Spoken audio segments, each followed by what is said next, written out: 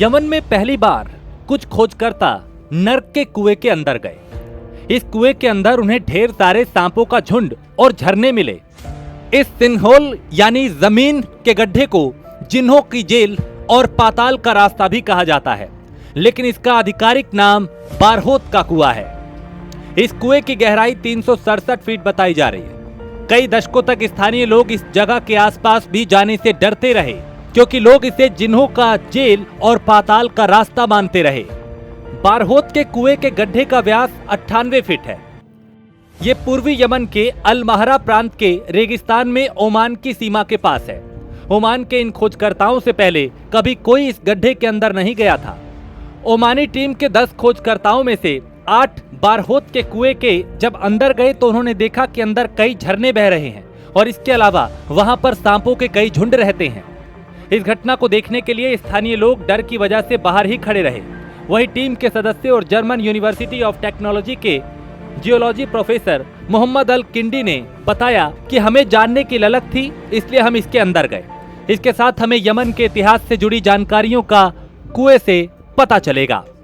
खोजकर्ताओं को इस गड्ढे में झरने, सांप, मृत जानवर और मोती मिले हैं, लेकिन गड्ढे के अंदर एक भी जिन या पाताल का रास्ता नहीं मिला।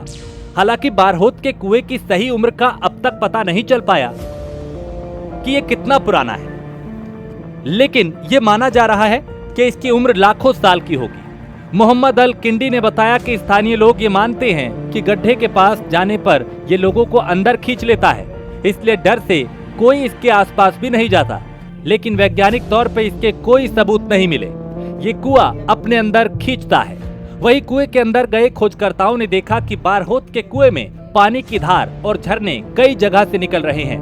कुछ झरनों की ऊंचाई तो 213 फीट तक है। इन झरनों के आसपास भारी मात्रा में मौजूद है। गड्ढे के अंदर भारी संख्या में सांप, मेंढक और कई दूसरी चीजें भी मौजूद हैं। कई मृत जीवों और पक्षियों के शव और कंकाल भी देखने को मिले। इनके सड़ने की वजह से जो बदबू पैदा होती है, उसी की वजह से गड्ढे के ऊपर बदबू आती रहती है, इसलिए वहां के लोग इसके आसपास जाने से कतराते रहे हैं। ओसीईटी की टीम ने बारहोत के कुएं से कई प्रकार के सैंपल लिए, जिसमें पानी, मिट्टी, काई, मोती, मृत जीवों के अवशेष शामिल है, ताकि ये पता चल पाए कि इसकी उम्र कितनी है, इसमें कितने प्रकार के मिनरल्स हैं और मरे हुए जीवों की मौत कब हुई, मोतियों का निर्माण कब हुआ, क्या इन्हें भविष्य में निकाला जा सकता है या नहीं, या फिर आगे की रिसर्च और खोज के लिए इन सैंपल्स का उपयोग किस तरह से किया जा सकता है। Digital desk, prime news.